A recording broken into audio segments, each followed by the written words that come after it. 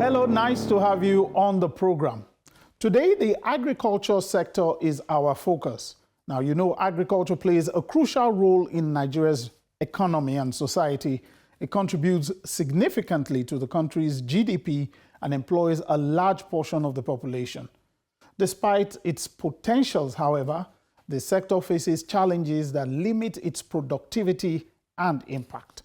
Our guest, who will help us to understand how Nigeria can climb and is climbing to a place of food sufficiency, is the Minister of State, Agriculture and Food Security, Senator Aliu Abdullahi.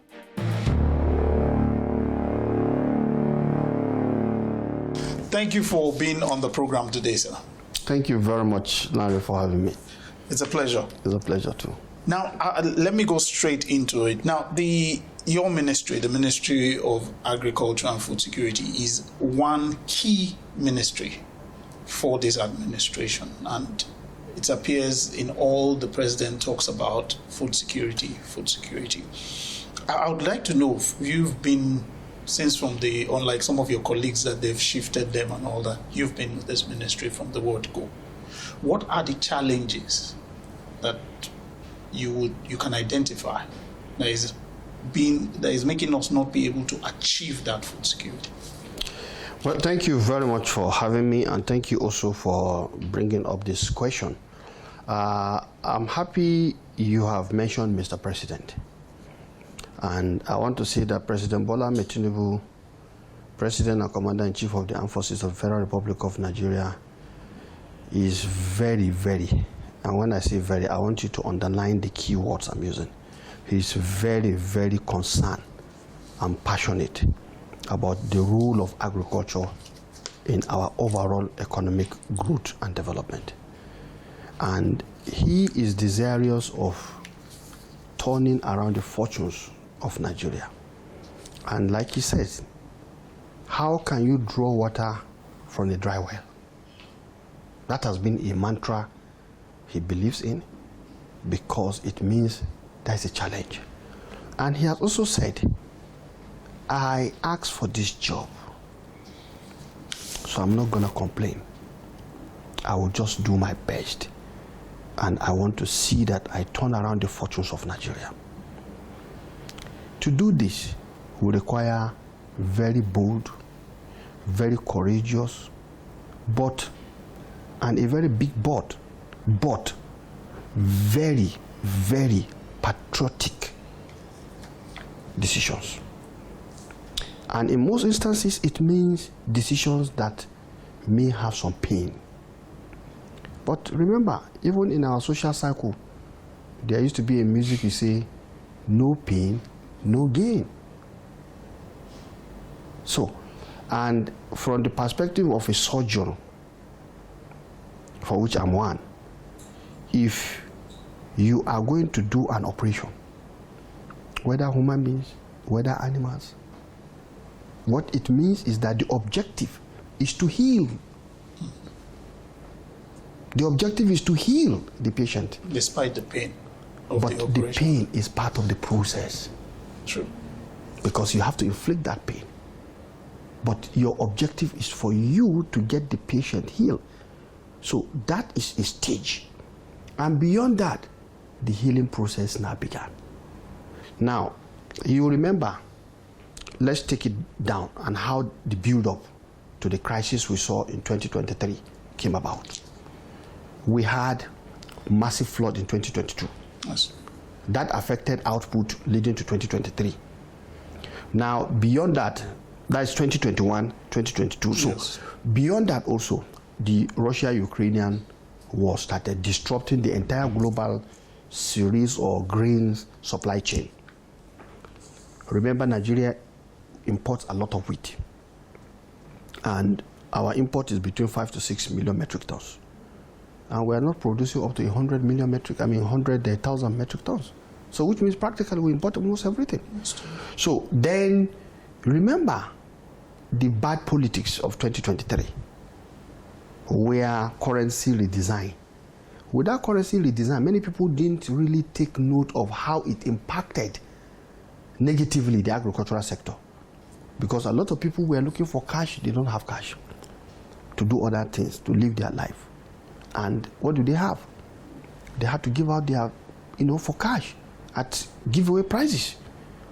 And when they do, it means they've lost. True. And that also meant that they will not have sufficient fund to be able to go back to farm.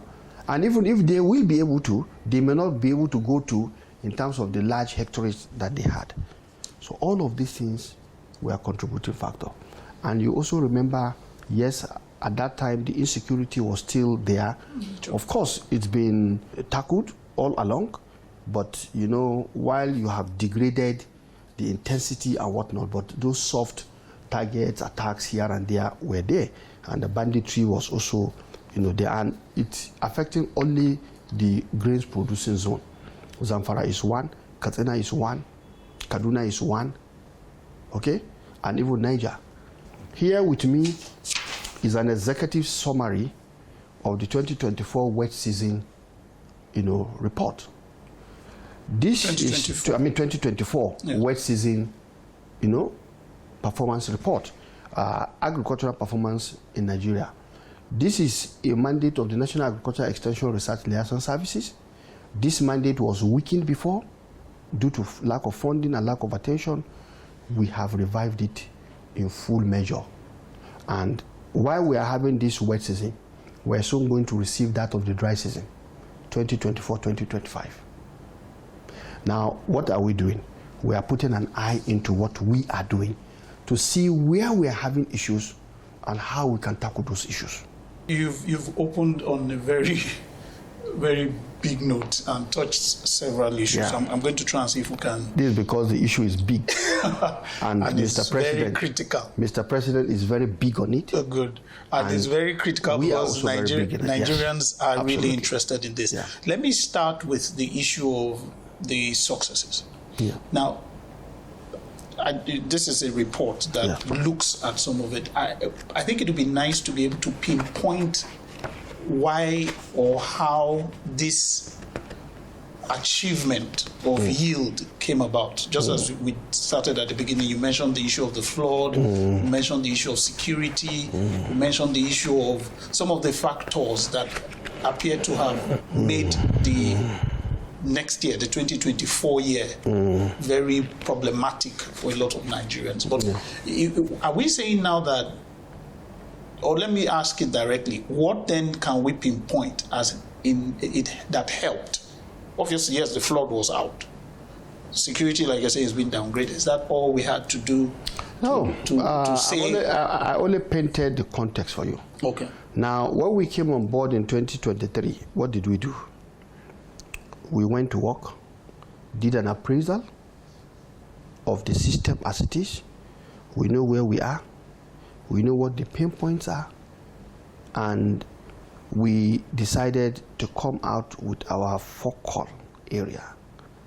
And of course, one of the key programs that we had on ground was the National Agricultural Growth Scheme Agro Pocket Project, which is a policy support project from the African Development Bank. Now, this project was designed to target wheat production during the dry season. So the dry season 2023-2024 was the beginning, and we were able to go into production where our target was 120,000 hectares, expecting a base minimum of at least 4 tons per hectare at the minimum. And we were able to go 118,000 plus or thereabout. And that meant we were able to have, together with other actors, our own production was in the range of over 400,000 metric tons. And other producers, like the flour mills of Nigeria and many other big-time, producers in the system who had production sites all over the country, were also having their own contributing factor, which means outside the support provided by the NACS AP.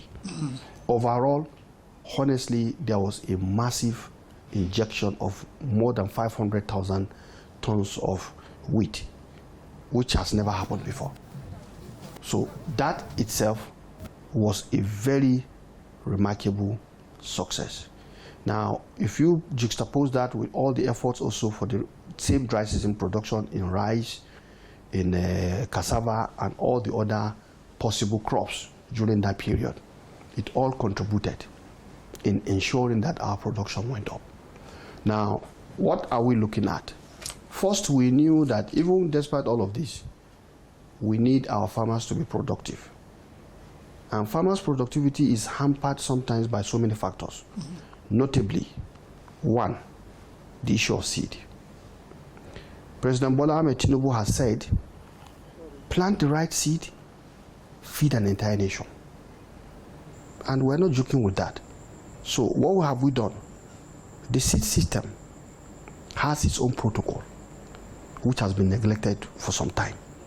So we revive that seed planning protocol. And the seed planning protocol is such that you in this year are looking at what you are going to need in the next planting season and then the next. Then the other aspect is this, mechanization. Our mechanization is said to be about 0.02 horsepower per hectare, which means for most of the things we do, our farmers are using raw labor. In other climes, what's the mechanization level, even the African standard, is supposed to be about 1.7 horsepower per hectare, while the global average, of course, is about 2.7 horsepower per hectare. We are playing with... So we are nowhere. And that is why the president, again, in the spirit of drawing water from a dry well, has looked at critically this area as requiring massive injection of support. And for that reason, we have 4 programs that have been unleashed to support agricultural mechanization program in Nigeria. The first one is the Belarus agricultural mechanization program, where we're expected to have 2,000, tractors and per annum over a 5-year period, targeting 10,000 tractors. But also the inputs in terms of the equipment that they'll be using, whether the carts, the what do they call it, the carts that are used to attach to the tractors, or the plow, or the ridgers and all the other ancillary equipments that normally come with the tractor. The other small mechanization equipments too. Then we have the John Deere agricultural mechanization program with similar target. Then we have the Greener Hope mechanization program, which is homegrown, to ensure that while we are doing all of these things, we are also building local capacity. So the Greener Hope mechanization is actually by a local Nigerian company that has massive capacity to also be able to upgrade. And the target is, at the end of the day, we should be able to solve the bulk of the problem around our mechanization in country. Now, the last one is the Green Imperative program, which is together with the Brazilian government. Now, all of these mechanization programs are designed to first ensure that we have enough tractors or sufficient tractors, because if we are to have enough tractors, I don't think 1 million tractors is enough in Nigeria. But we have to start somewhere, and that's what the president has started. So we are looking at also having what they call service centers, agricultural mechanization service centers across the 774 local governments. That way, people who have tractors will have where they can go to service them. It's not just enough for you to say you have a tractor and then you cannot service it. You are looking for spare parts, you cannot get spare parts. This program is designed to make sure there are spare parts in those mechanization service centers. And young Nigerians are to be trained to provide all of this service. Now, what is important is that you need to understand young Nigerians are interested in digital technology. So all these equipments are digitally enabled, and they will help in achieving our mechanization drive. Now, this does not also stop us from looking at small intervention areas in terms of mechanization. For example, hand tillers, cutters used for harvesting, and so on and so forth. In this, we are also having combined harvesters as part of the mechanization package. That's bigger equipment. Because why do you need combined harvesters?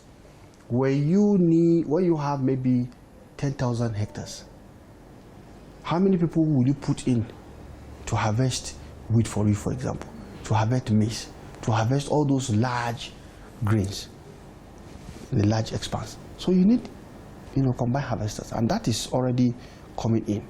And I think it's going to be a massive support, because all we notice is that when farmers have large hectares of land, sometimes they are not able to harvest, leading to losses, post-harvest losses becomes high, rodents, thieves, they lose a lot.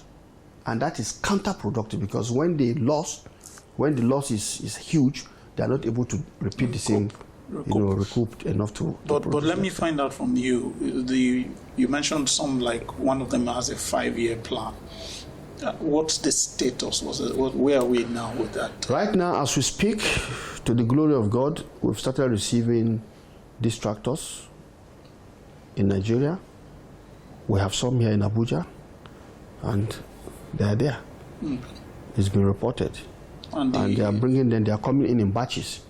So I wouldn't know what exactly the number is, but I think as at the last count, we have more than 200 on ground. And the intention is to distribute them to each. Like I said, it's a program. Yes. We're not going to go the old route. The old route where you just give it to people, and then at the end of the day, you are looking for it, you can't even get it. It's not available. This time around, remember I said we are organizing it around the production areas of 774 local governments. Yes. Where it will be available at, what do they call it, agricultural mechanization service centers, for those who will not be able to, because not all farmers can afford to buy a new tractor.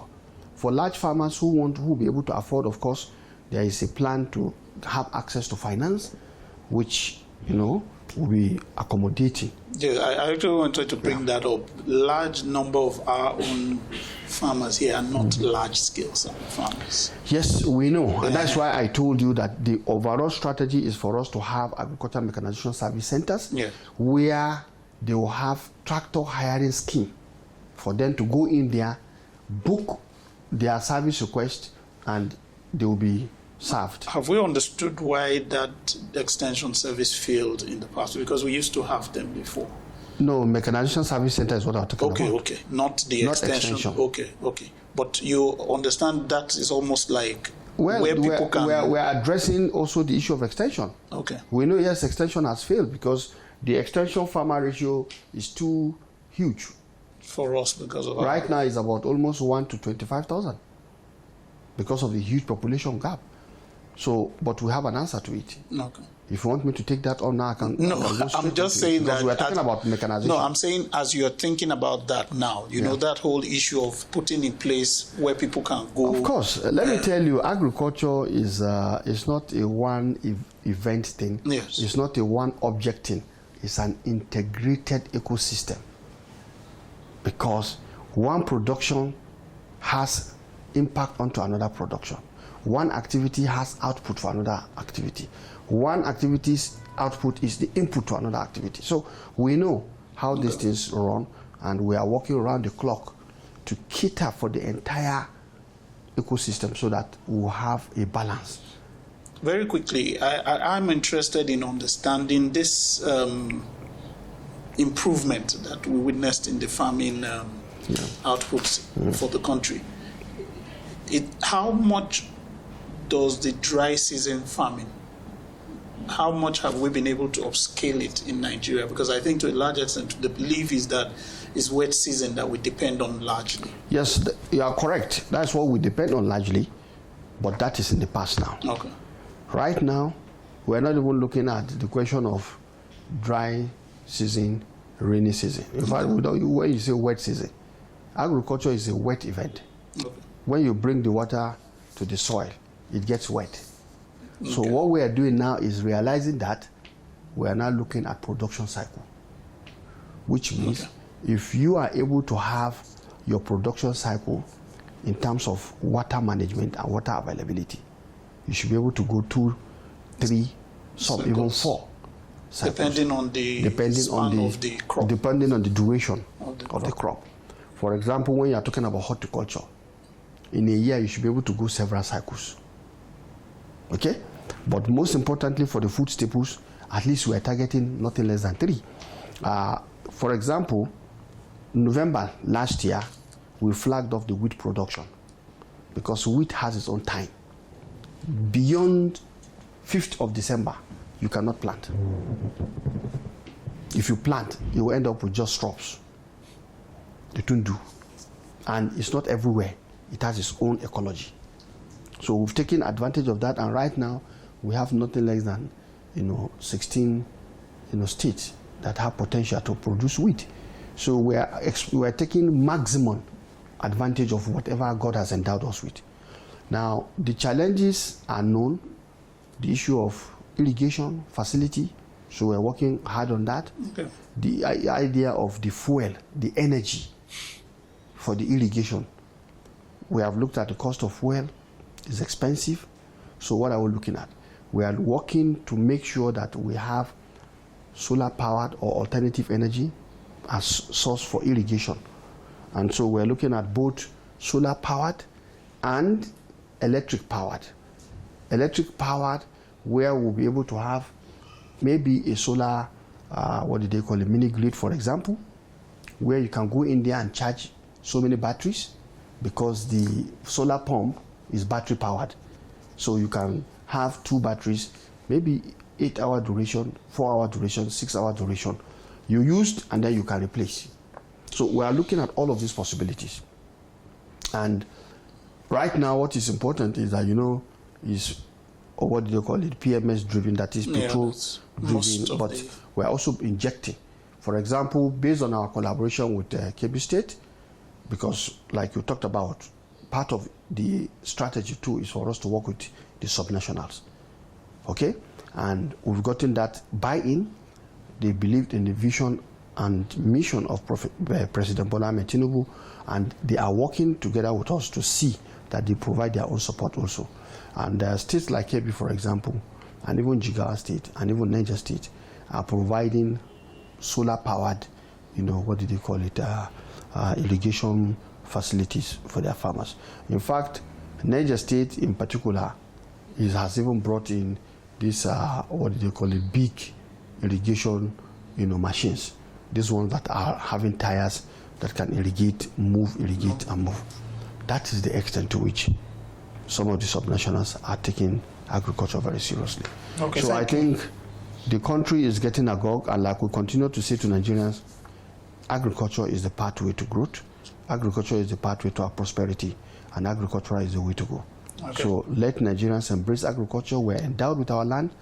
Even if it's 1 hectare you have, there's so much you can do in that 1 hectare. I would like us to go on the issue of subnationals. A lot of what you said looks like the federal government is doing the heavy lifting when it comes to agriculture, despite the fact that states own the land and agriculture is on the concurrent list. How are you working with the states? Let me put it like that. And, are they cooperating? Yeah, you talk about the heavy lifting. That speaks to the compassion of President Bola Ahmed Tinubu, who believes that he has to work to bring succor to Nigerians. The ordinary Nigerians must benefit from our governance. And that's why the president is doing all the heavy lifting to get agriculture moving, because the potential of agriculture in contributing to poverty, most importantly food security, poverty, inclusivity, and economic creation or economic growth and job creation are very, very clear. So he believes we have to do that, and that's why we also are partnering with the subnationals. In fact, right here I have the report of the National Council on Agriculture, where we considered a number of issues. This is the report of the 46th regular meeting of the Council on Agriculture. Here, most of the memo are coming from the subnationals, okay, because there is a policy framework that guides how we operate. And through this, we are now able to understand issues that we must work with.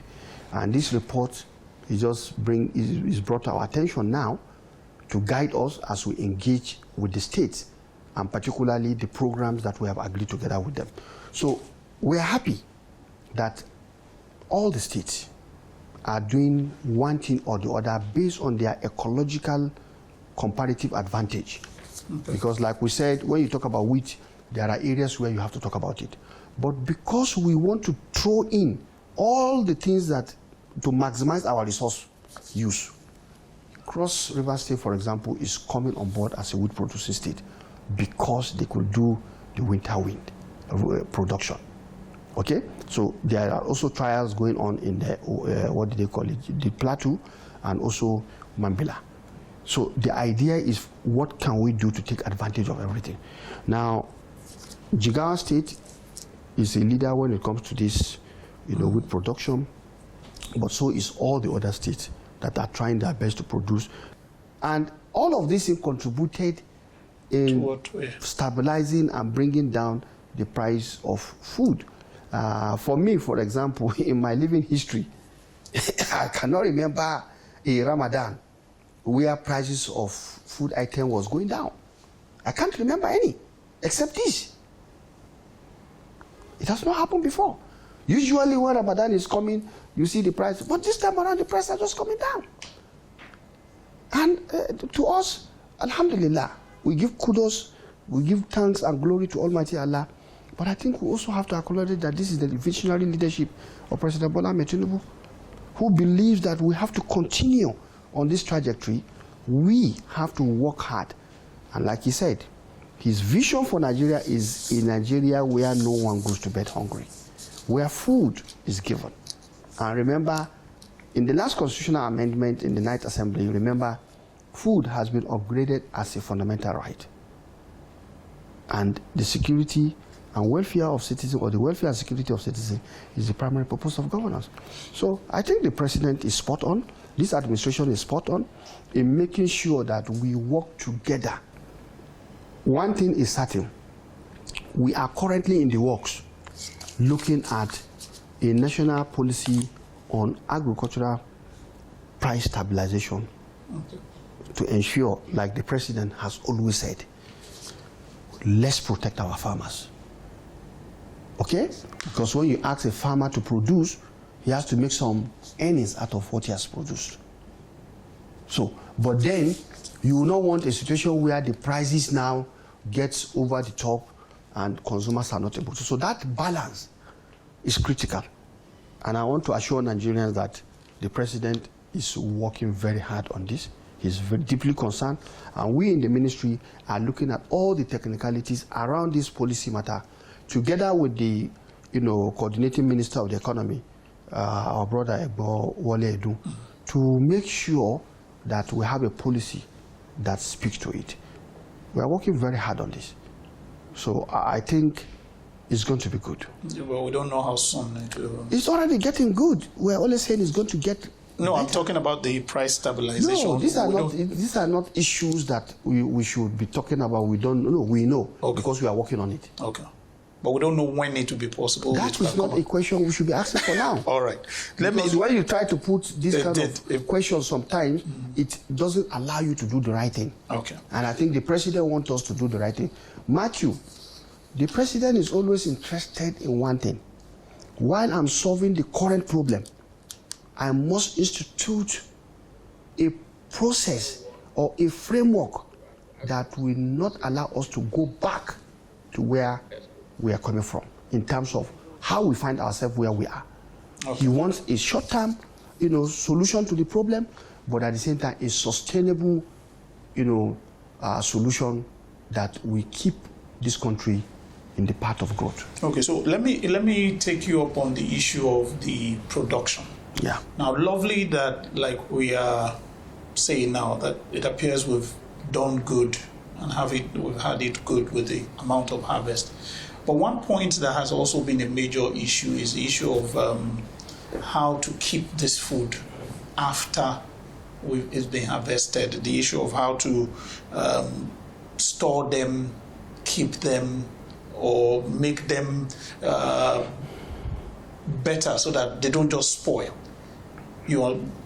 Crop loss and all that. How is the ministry trying to address the issue of storage, cold rooms and things like that? Well, let me tell you one thing. When you have a food system, Yes. that food system is all-encompassing. When you produce, you must be able to also keep excess. So to keep excess means that you must have a national strategic reserve. That is, we have one. But because we don't want to destabilize the price, I think we are modulating and managing by certain actions. So for that reason, when we stock, we'll be able to release when there are crises. Just like we have done when the food prices were up and then the president ordered, we've released various, amount, 53,000, for different amount of, food items have been released. Now, the other aspect is that the states themselves are supposed to have what they call buffer stock. So that buffer stock program, many states are doing that. So we are also taking note, because like I said, it's a very sensitive issue. In fact, sometimes this food issue gets to the point in which you can even target a national security issue. Because for somebody to ask me now, can I tell you what we have in our reserve? It's a national security question. I can't come out here and start bragging that we have this, we have that. No, but we have a policy. And I think that suffices. And that is what the president is working to make sure that we strengthen such kind of, policy. That way, we will not run into a situation where food is available but it's not affordable. Because affordability is part of food security. Food is available, it's not accessible. It's also a major concern. Here, our solution is most of the, infrastructural work, road infrastructure that is taking place now. Even in the Federal Executive Council, our focus is to give approval and prioritize heavy economic zones where there is a lot of massive, the corridors where our food are being moved, either north, south, or to whichever part of the country. And I think a lot is happening around that area. And you agree with me, if you are listening to the reportage of our various roads, a number of terrible roads are now getting reprieve. We're not there yet. Because like the president said, he's not here to do magic. He's only here to work, and he's working. And I think we cannot solve a problem that has pestered and has almost become cancerous by one chemotherapy. You can't cure cancer by one chemotherapy. As bad as it sounds. But at the end, what is the objective? You are looking for cure. So we are looking for cure to take care of all the problems of this country. It requires a lot. And what is important is that we are working very hard and we're not letting our guard down. I like the fact that you said there's a policy to address the storage of food, but I think I'm also trying to understand the poor farmer in the village, in the rural area, he has crops. Yes, we also have programs around those ones. For example, we have hermetic, bags that through various programs we are having, both World Bank supported programs like the Appeals, like the ATASP, like the Life ND in the Niger Delta, and even our own programs around extension service, around, the agribusiness. They are looking at that. And our various research institutes are also having programs that they are also looking at in terms of getting this hermetic, For example, a number of the constituency projects we do for National Assembly members, we've sold these technology ideas to them, and many of them are putting it as part of their own constituency project to make it available to farmers so that farmers are able to keep, usually when you put it in, it expels years out. Okay, so and the moment you are talking as an expert and you are assuming that we understand what does that do? That's what I'm trying to do. Okay. That the bag is such that when you come to store your grains inside, yes, it expels air out. Okay. And then it becomes airless. Now, the moment it does not have air in the bag, there's no way any weevil or any, pest can survive. Okay. So at the homestead level, they are doing that. Then we also have the drums, which we are also promoting. These are developed by the Nigerian Store Product Research Institute that is based in Ilorin. they also have these hermetic drums. That one too is like, it has a cover. But by the time you store, it has a process. And by the time you are putting the final, you are covering, no air is going to go in. And then that one has capacity to store. Now, one of the reasons why we are having a drop in food price, one of the reasons, there are many reasons. Yes. And depending on who you are talking to, they'll have different reasons why. But definitely, if you go to the market, you know prices are coming down. A number of Nigerians went back to farm.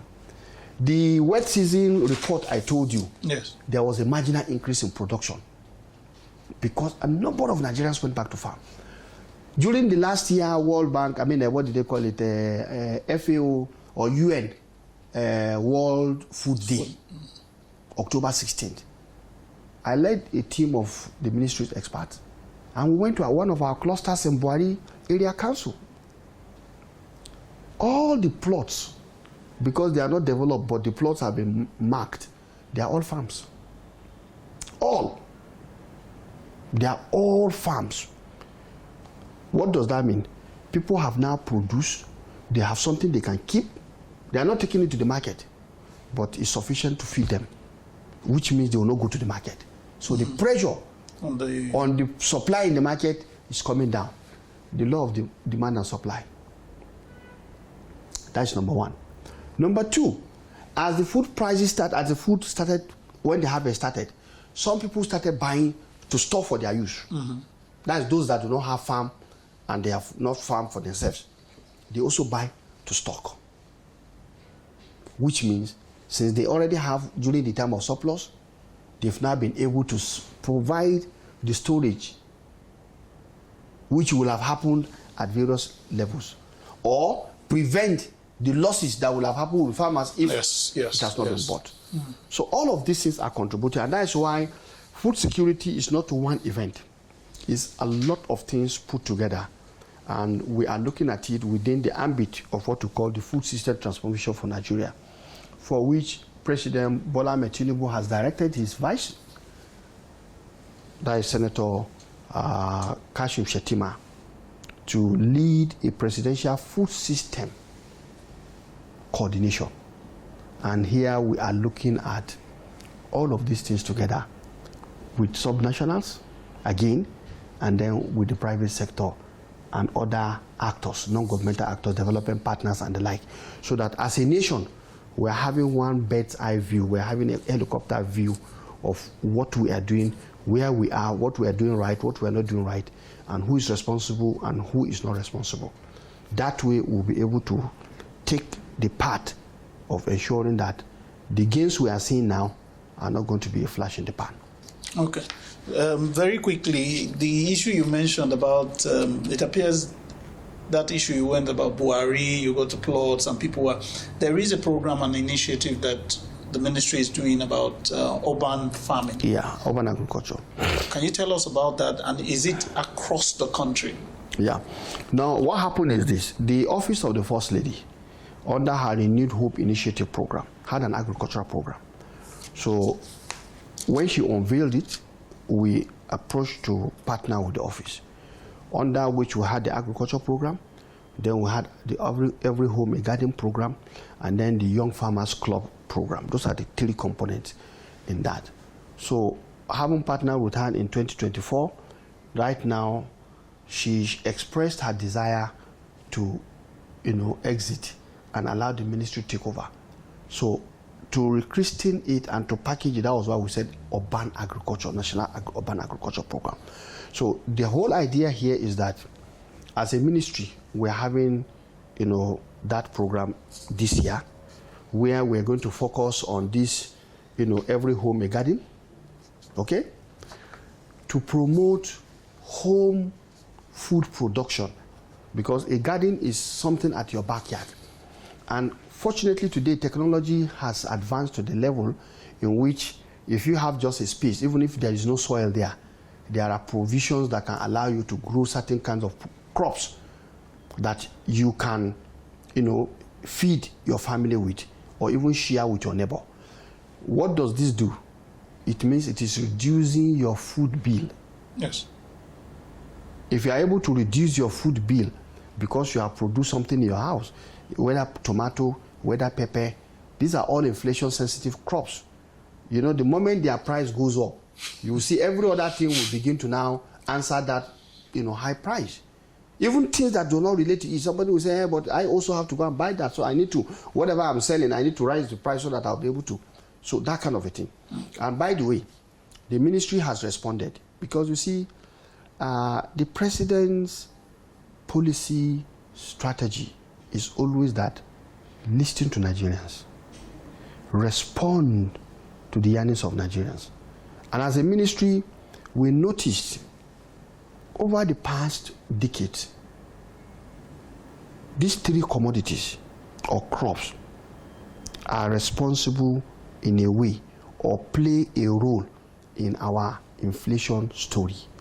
So the ministry has now rechristened them as inflation-sensitive crops. And these crops are onion, tomato, and pepper. You know this story. Anytime the media hears the story from the market, the women are saying that keepers of the house and protectors of our stomach, you know, when they say, Megida, you won't believe it now, tomato is now expensive, onion is now expensive, pepper is now expensive. The moment that comes out, it affects almost every other thing, including things that are not directly linked to. So, waiting concerning the high price of pepper, for example, with the price of other essential goods where you can go buy for store, the price will just go up. So we said they are inflation-sensitive crops, and we are developing a program in the ministry under this 2025 budget that has just been approved to look at the key issues that is responsible for why we have the boost and the boom and the bust, because during high production season, the price crashes. And then when you now have the lean period, it goes up, and it's not a good thing. So we are tackling that. Okay. So it's a very important thing we are doing. And that is why for us as a ministry, we are looking at all of these issues. Like I said, the food system transformation coordination by the Office of the Vice President is significant. It's helping us. You were concerned about the work with the subnational. That is where the linkages are. We have the NCA, which is at our own sectoral level. Okay? Then, you know, here we work with the commissioners. But at the level of the presidential food system, there is representation of the various zones by governors. But most importantly, it is now also linked to the National Economic Council that is also chaired by the Vice President. So what we are doing is more or less like a whole of government approach, looking at everything holistically.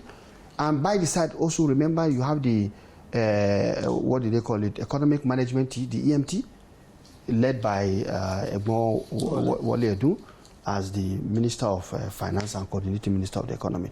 So I think this government is not unmindful of the challenges that are being faced by Nigerians. Okay. We are not unmindful, and we are not insensitive. We are highly sensitive. The president is not just highly sensitive, he's very empathic. He empathizes. And even in the last, just like I told you yesterday during the iftar and the last Federal Executive Council meeting, we had an appraisal in all of it, looking at the key challenges. How do we fast track our service delivery as a government? So all of these things is speaking to one thing, the leadership of President Bola Ahmed Tinubu. Okay, our time is running, and I'm trying to catch up with the issues I have to take here. One major issue that has been problematic for farmers in Nigeria has been the issue of farmer-herder conflict. And it appears it's something we still have not been able to address largely. What is your ministry doing about that? Something we've not been able to address largely. As I'm speaking to you, sir, yesterday were reports from Benue that there were still clashes. Yes. Yeah, so is from that perspective I'm speaking. Have we been able to stop accidents on our road?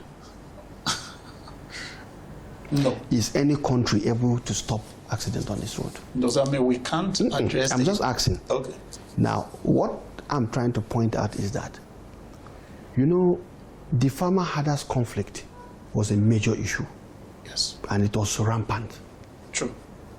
But you agree with me that over the last 1 year, that number has dropped tremendously.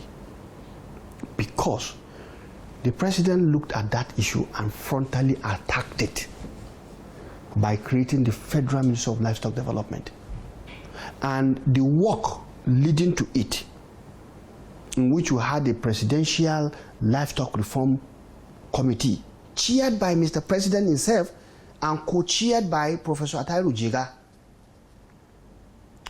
Now, just recently, he has rechristened. Professor Atairu Jiga is now the advisor, special advisor and coordinator of the presidential reform. All of this is speaking to the challenges that has to be addressed. That human, interface. That's why that system is still, being enhanced. And you agree with me that it is a problem between herders and farmers. About what? Resource utilization. We are farmers, we crop, and livestock herders will come in and mow their field. All of these things are concerns. What are you looking at? Water, veterinary, and all the challenges. All of these things are not being tackled. Before now, we have L-Press. And incidentally, the livestock mandate was supervised by me before it was, the livestock ministry was created. So one thing I can say for sure is that this issue is being tackled frontally. Okay. And it's quite unfortunate if we hear some of these pockets of outbreaks. But it also speaks to the fact that, yes, our work is not done. And we are not saying our work is done. But what is important is that there is a significant drop in the frequency of this. And I think that should speak volume to the policy intervention of President Bola Ahmed Tinubu in addressing this issue. And I want to say that the relationship between that ministry and this ministry will still continue because there is a very strong connection. We produce feed, crops that livestock will depend on. So we know how these things work, and we're going to continue to work together to make sure that we do the needful. Remember, before now, like I said, I was supervising this. We've already launched the, what did they call it, the livestock feed and fodder, multi-stakeholder platform designed to create a feed and fodder industry in Nigeria to support the kind of livestock growth we want to see. And I think these are things that the ministry of the new Federal Ministry of Livestock Development will continue, because that institution exists and they will be part of the things that they are taking over. So I think overall for me, we are working hard. We're so far so good. We're getting good results, and that is encouraging. And we are emboldened to continue the very bold strategic, policy interventions and programming and project development that we are doing. Thank you very much for your time. We are also praying that all the efforts... Yes, sorry, before you close, there's something very, very important I must talk about. Yes. The extension. Okay. You remember you talked about it? Yes. And I said we have the National Electronic Extension Platform, NEP, which will just unveil the soft unveiling for Nigerians to see what we're doing. That will be launched very soon. We are working very hard to see that is going to be launched. The idea here is that we'll be able to target large number of Nigerians in millions, taking care of this gap we're having, because no matter what you do, you will not be able to produce physical trained extension agents. Yes. That are now going to be the ones going for tree and visit. It can't work. When the tree and visit was successful, Nigerian population was just about 60 to 80 million. Now we are 220 or more. So we need to upscale using the digital technology, and we have just done that. No. That is in the works, and we are going to make sure that this works very well.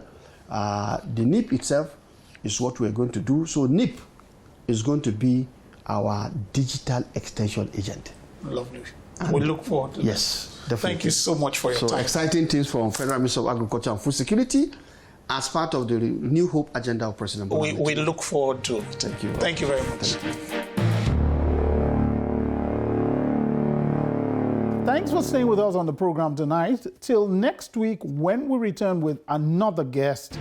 Take care.